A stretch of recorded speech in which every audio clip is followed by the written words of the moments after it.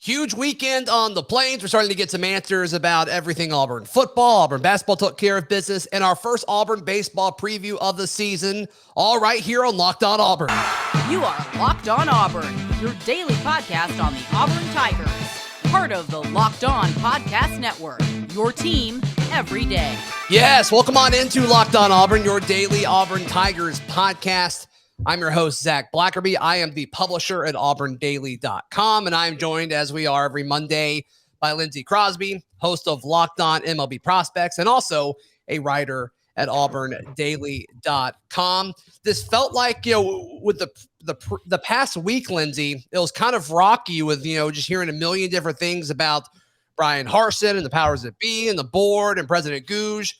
That was all kind of hushed on Friday. We could finally move on. And I think this weekend was kind of symbolic of that. I think we got a lot of good news throughout multiple sports over the last 48 hours. Yeah, I mean, whether it was Auburn just absolutely destroying Missouri in gymnastics, another Auburn team absolutely destroying Texas A&M in basketball, yes. Just a lot of positive stuff happening on the Plains this weekend. And I got to be honest, after the week we had, we needed that. Yes. And you love to see it.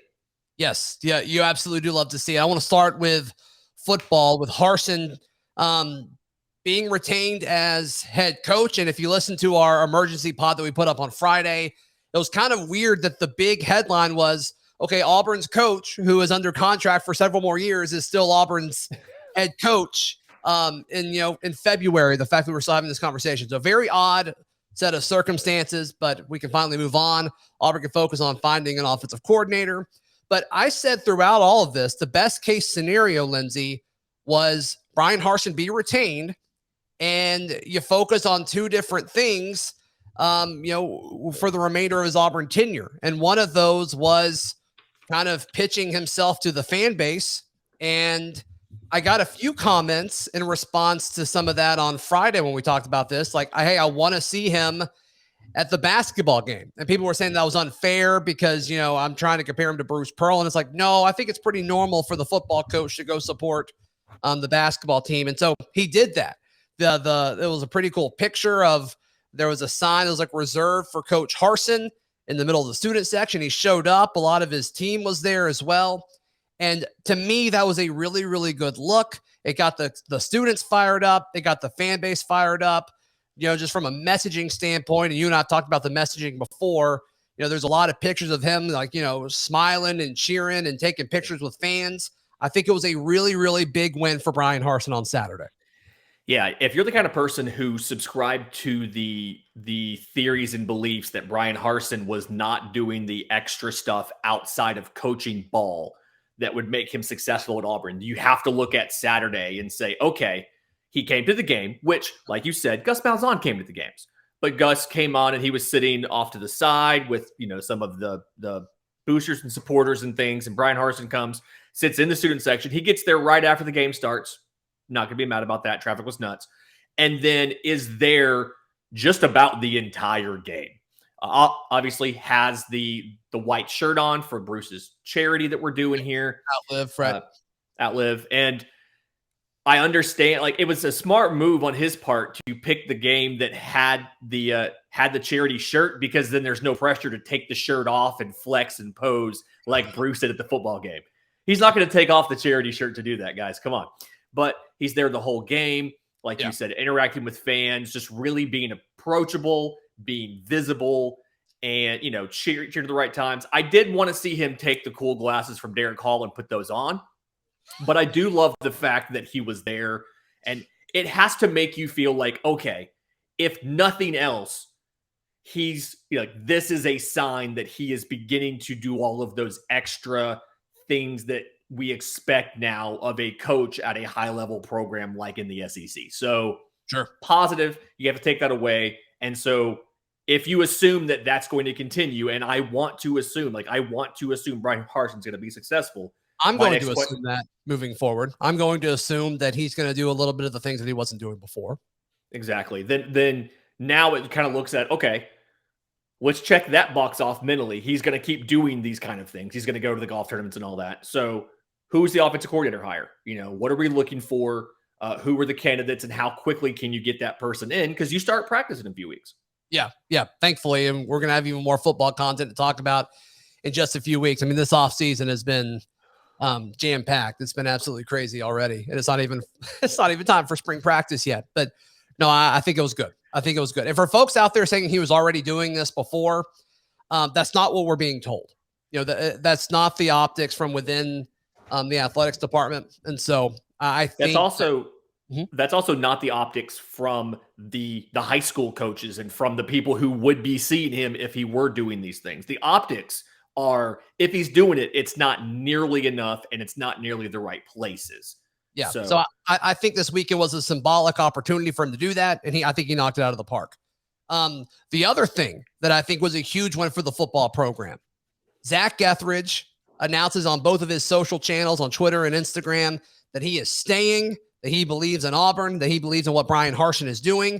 And I think he's probably the most attractive candidate to outside schools to poach from Bryan Harsin's staff right now. And the fact that Harsin was able to hold off Georgia, the defending national champs, to keep Zac Ethridge at Auburn for a little bit longer is an incredible thing. I mean, this is a guy that was probably, as far as what he actually produced in the recruiting class, I think you could argue he was the best guy, with his feet on the ground. I think he did an incredible job recruiting some defensive backs to Auburn. And then obviously, I think you look at the defensive back play, and if you take out the Mississippi State game, I think what they were able to do last season was actually pretty respectable. I mean, you look at Roger McCreary, he probably played himself into the first round. Smoke Monday is being really liked by NFL teams, a little bit higher than I was expecting, but I think that's fantastic news. And then you look at it, and it's an extremely deep room going into 2022 with guys like Nehemiah Pritchett. And there's a ton of dudes and both new and old. So I think this is a huge move for the Auburn football program, keeping Zac Ethridge around as long as possible. And look at it in the context of the Harsin retention. If you were concerned that he didn't have the right approach to recruiting and that people inside the program were going to get fed up and we're going to leave. And if you're saying that's why Easton took the opportunity to go somewhere else, and if you're saying that's why Mason left and everything, then the fact that Zac Ethridge, who it can be argued as one of our two best recruiters along with Cadillac, the fact that he, like you said, turned down the defending national champions to stay at Auburn tells me that in his private conversations with Bryan Harsin, he has probably heard something that has convinced him that if there was deficiencies in recruiting before, that those are going to be addressed and corrected. Yep. So again, trying to look at the positive in all of this, it feels like if I'm him and I think this ship is sinking, I go to Georgia. So the fact that he's staying tells me he must believe in what Bryan Harsin is going to do in 2022, both out of season recruiting and in season. And I am very glad we kept him. 100%. I think that is a huge win. I think if we looked at this like we just acquired a coach of his talent, it's all we're talking about. And it's essentially what happened. So props to Harsin for keeping Zac Ethridge around. And thank you, Zac Ethridge, for continuing to make Auburn a better place. We appreciate it. Hey, today's show brought to you by BetOnline. Football is over for the season. We're recording this before the Super Bowl, but congrats either to Blake Countess or CJ Uzoma, whoever won last night. But BetOnline still has you covered with literally every sport. So BetOnline is the best spot for all your sports scores, with basketball and baseball coming up, as well as news this season. BetOnline.net is your source also for hockey, boxing, and UFC odds, right to Olympics coverage and information. So be sure to check all that out at BetOnline.net, where the game starts. All right, Lindsay, let's talk for a second about this Auburn basketball game. They absolutely dismantled Texas A&M. This was never a question. It was never close. And the first half, to me, was really, really impressive, even though offensively they were better in the second half. But what Auburn was able to do as far as limiting Texas A&M, I think was really, really encouraging. I think it was really, really exciting. I do think some of it had to do with Texas A&M just not being a good basketball team. But still, the fact that Auburn held them to like their lowest scoring output and for an SEC team in several seasons was very encouraging. And then also the fact that they shot 70 shots, 70 field goal attempts, and they made it to the free throw line like over 20 times, and they still like scored what they did was pretty incredible. So props to this Auburn defense. Yeah, the first half for Auburn was one of the more dominant first halves you've seen, and a lot of that comes back to having Zac Jasper back, yes, and then Walker Kessler being, I'm pretty sure, the Secretary of Defense. When you kind of look at it, I mean, Texas A&M went 7 of 39 from the field in the first half. And at one point in time, there was a moment where Walker Kessler had more blocks than Texas A&M had field goals. I mean, it was just absolutely absurd. Walker Kessler obviously gets the triple-double with blocks as the third category. Doesn't happen a ton. He now has 2 triple-doubles on the season, and I believe both of them had double-digit blocks. And you can really see that Zac Jasper does not blow up the stat sheet, but Zac Jasper is an integral part of this team. And you can see it the way Auburn came out just so aggressive early in the game and just really held Texas A&M. Didn't let them essentially do anything in that first half. Just absolutely loved it. Only 3 teams have held them to 60 points or less this season: Wisconsin, Kentucky, and now us. Yeah, I think that's fantastic. I think that's great news. And so you look at this team moving forward, and maybe they're going to start to get on. I mean, they still didn't shoot well. I mean, this team still has so much room for improvement, and I think that should get folks excited. The fact that they've been able to accomplish everything that they've accomplished so far this season, and I think it's pretty clear that they haven't peaked yet. There's a lot of teams in the top 10, I think, that have peaked, and I still don't think Auburn basketball has played their best basketball yet.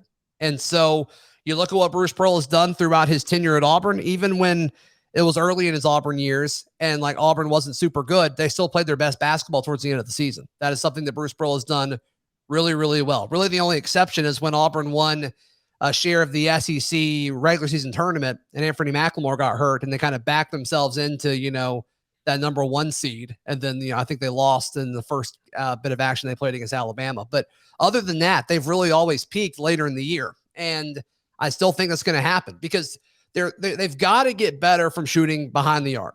They've got to. And I don't know if it's necessarily going to be one person that steps up, but I think you can just look at it and be like, okay, Katie Johnson can be a little bit better from 3. Wendell can be a little bit better from 3. Zepp can be a little bit better from 3. Alan Flanagan can be a little bit better from 3. Jabari definitely can. And so I think some of that is shot selection. I think some of that is just the law of averages, right? I mean, they can't go they shot 20% from 3 on Saturday, I believe. That's going to come 12. Up. 12. Okay. 12, yes. That's going to go up over time. And it just has to. This team is too talented and too good for it not to.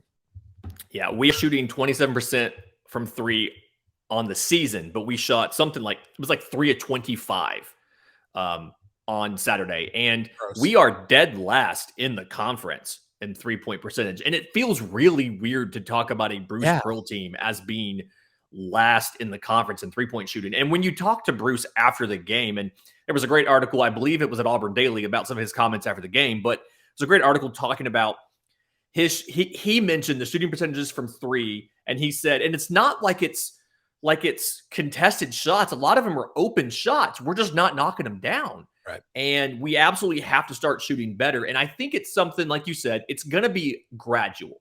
It's going to be an improved, an extra shot or 2 going in here and there from 4 or 5 different guys, and you're going to turn it around. Part of it, like you said, law of averages, you have to assume it gets better.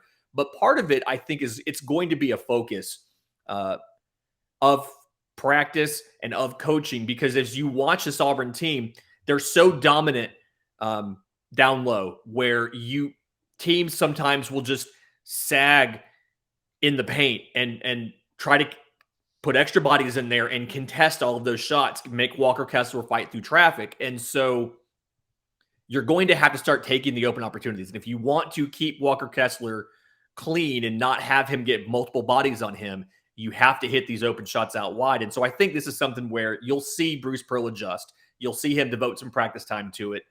And you have to think it's going to turn around before they get to the tournament, because we know 3-point shooting goes down in the tournament based on quality of opponents and then the effect of playing in those larger arenas. Totally. Right. which, yeah, that may help Auburn just because they've shown that they can win without shooting at a high clip from three, which, like you said, it sounds weird to talk about when you look at these Bruce Pearl teams that have been really good. They've been at their best when they're shooting well from behind the arc. And obviously, I think this team will become much better at that. But yeah, for sure. For sure. What do you think about Walker Kessler? Like, I mean, he's starting to get into the whole like player of the year conversation. How fun is that? I think he's clearly defensive player of the year as of right now. I mean, all right. Yeah. So, and shout out to friend of the pod, Justin Ferguson, for some great stats in his after game article. If you're not a member, $6 a month, $60 a year, go subscribe. But Walker Kessler's block percentage against Texas A&M, 41.3%, which means of the 2-point attempts shot while he was on the floor, he blocked pretty much 2 out of every 5. If they shot 5 shots, he blocked 2 of them. That is unreal. And on the season, he's over 20%. So 1 out of every 5 2-point shots done while he is on the floor, he blocked. And he is more than 3% better than anybody else in college basketball. No one since 2006 has averaged 20% for an entire season. And he is over that. And he's gotten better in conference play.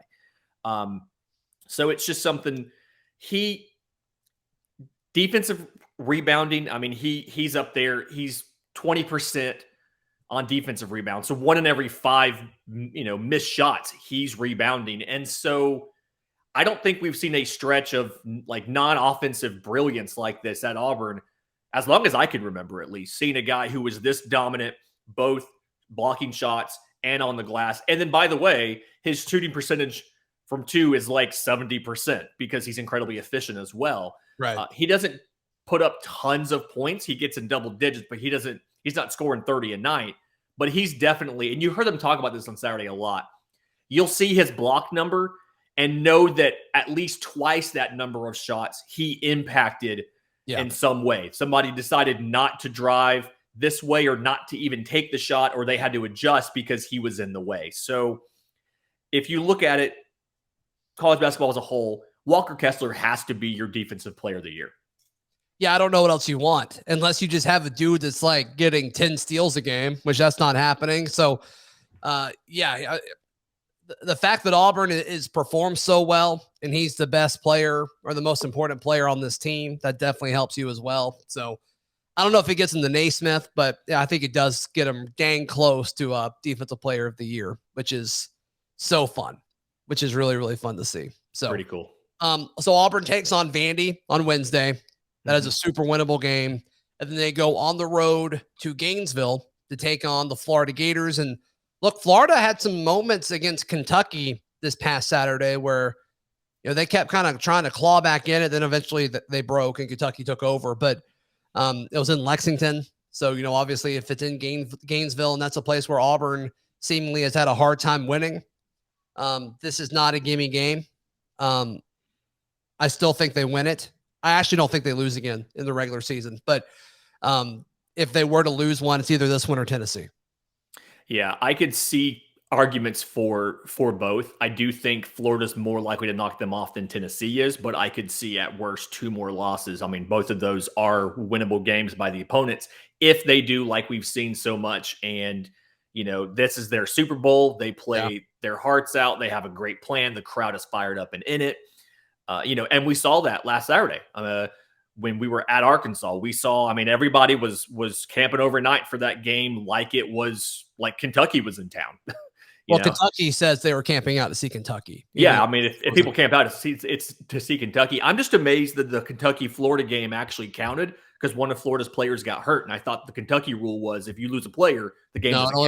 It only works for Kentucky players. So they have to address that at the coaches' meeting in the offseason. But no, I see it being close, but I think Florida is ultimately going to lose to Auburn. I think Auburn just down low. I feel like Florida struggles a bit in the paint, and I think that's where Walker Kessler is going to show his size. Obviously, Dylan Cardwell, Jabari Smith is a large human being, even if he's not. He doesn't necessarily play like a big man.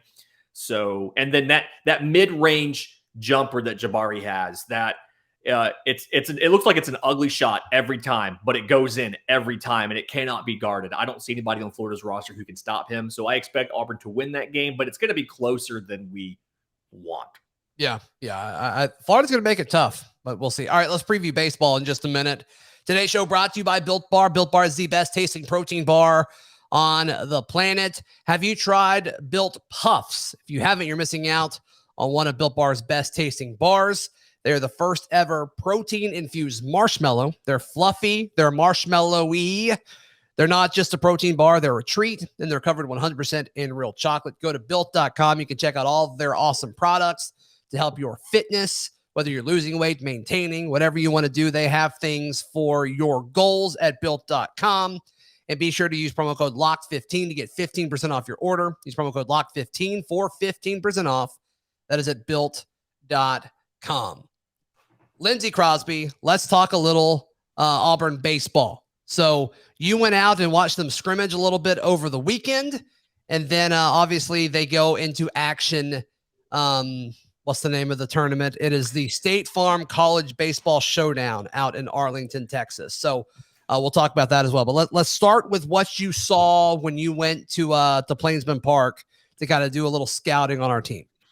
Yeah. So one, the pitching had a really good day on Saturday, and it's customary for pitchers to look better than hitters at this time of the year, simply because it's harder to get your timing right with the machine in the offseason for a hitter. Pitchers, you're throwing the ball the same.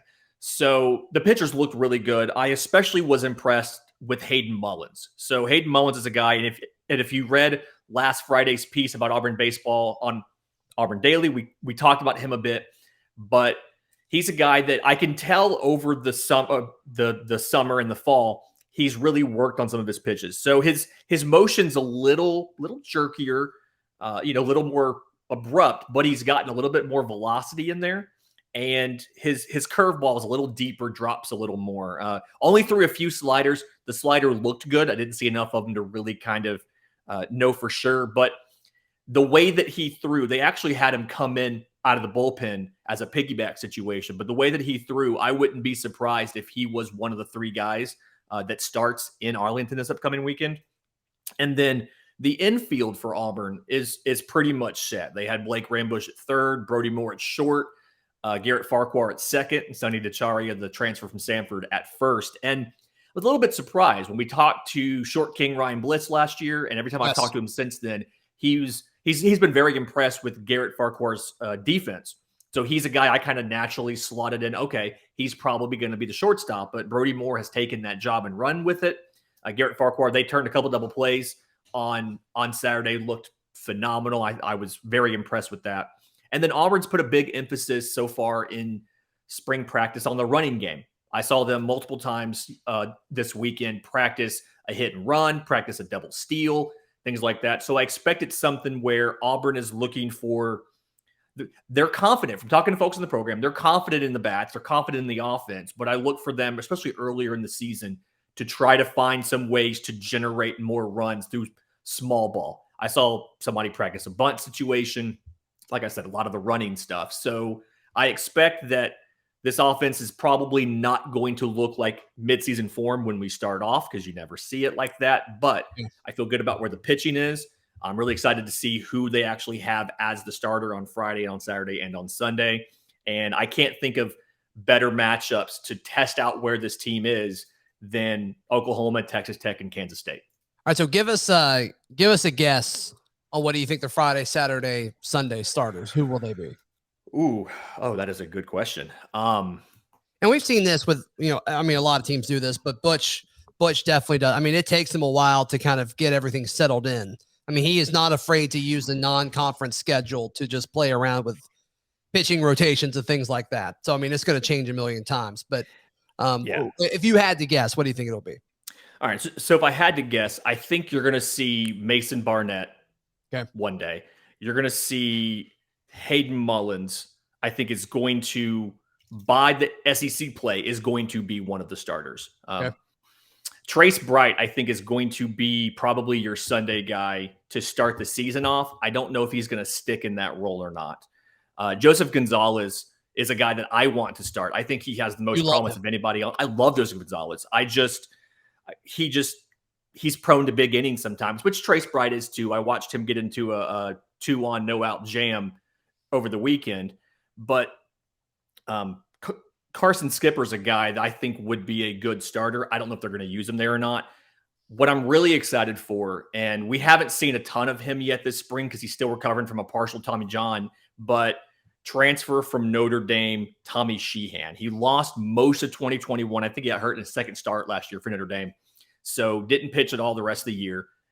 From what I've heard, from what I've seen, he's looked really good this spring. I don't think he's ready to start the season with a standard workload, but I think by SEC play, he's probably going to be your Saturday guy, if not your Friday guy. He's got more than 30 starts at a high level in the ACC, pitched really well. I'm really impressed with what he can do.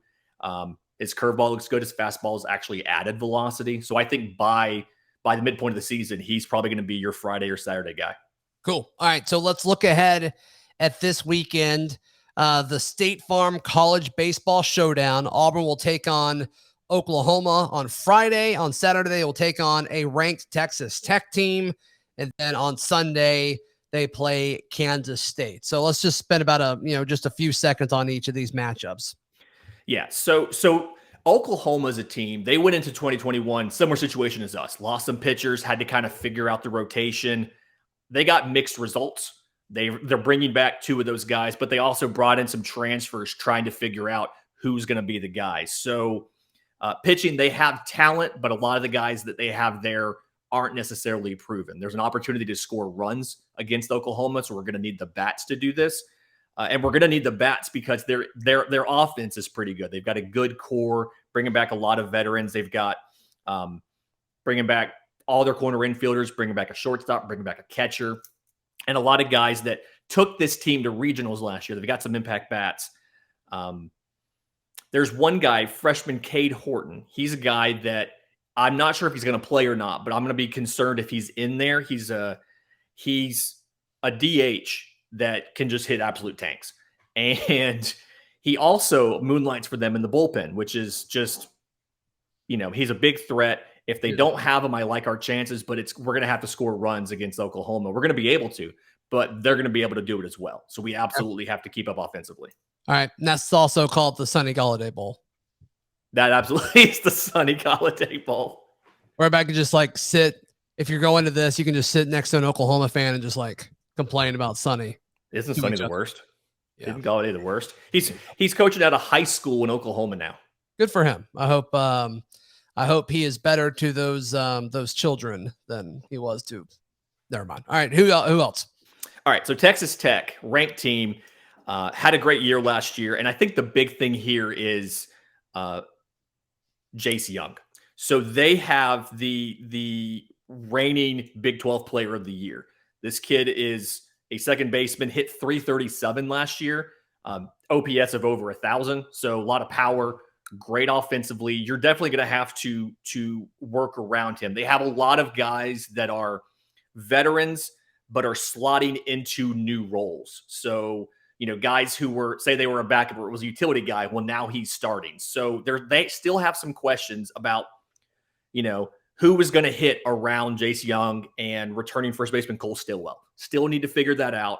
So offensively, this is the game where Auburn pitching has a chance to go in, throw them some different looks, and really kind of mess with them. We're probably going to catch them with Brandon Birdsell on the mound. He missed the second half of last season, and he's, I think, by far their best pitcher.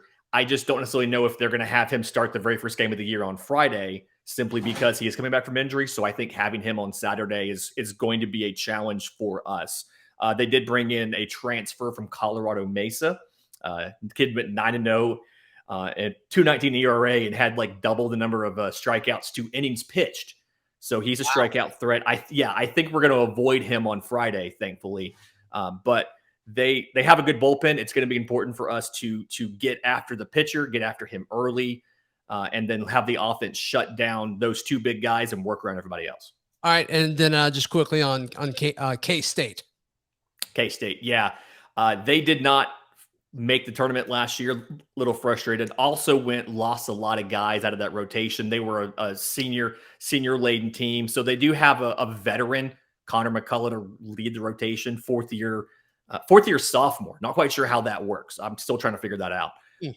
But yeah, brought in transfers as well. And then they have some freshman arms. So I think this is one your offense is going to have to frustrate these pitchers. It's going to have to go in and I expect us to make a big emphasis on fouling balls off, getting late in the counts, working at bats deep to wear these pitchers down. Offensively, a lot of speed on this team, not a ton of pop. So being defensively sound is going to be big. You're going to see balls in the gap. You're going to see them taking extra bases, stealing bases. You're going to have to be defensively sound to win this game against Kansas State. Got it. Reasonable expectations going into this weekend. Is the goal 2-1? Is that a reasonable goal to have? The goal is 2-1, and the hinge game is Oklahoma. I see us probably losing to Texas Tech. I see us probably beating Kansas State. The question is going to be, what do we do in that first game against Oklahoma? If they can win that game, I like them to come out of the weekend 2-1. Okay, so if we're 2-1, we're happy. We're 2-1, we're happy. If you happen to beat Texas Tech and lose to the other two, I'd still be happy because Texas Tech, I think, is going to be it's probably going to make it, if not to Omaha, pretty close next year. So 2-1 or 1-2 if you beat Texas Tech, you're happy. Lindsay, you've got a ton of stuff going on. How can people find you, read you, hear you, all that good stuff? So you can follow me on Twitter at Crosby Baseball. You can follow my show, Locked On MLB Prospects, on Twitter at Locked On Forum, or subscribe to us wherever you get your podcasts or YouTube. You can check out my rating about Auburn Baseball at Auburn Daily, and you can check out the merch at aushirts.com, like this lovely Not Today Saban. Yeah, Not Today Saban. Get that out of here. Absolutely. That's at aushirts.com. And yeah, you can read all of my work as well at auburndaily.com. We'll be back tomorrow right here on Locked On Auburn.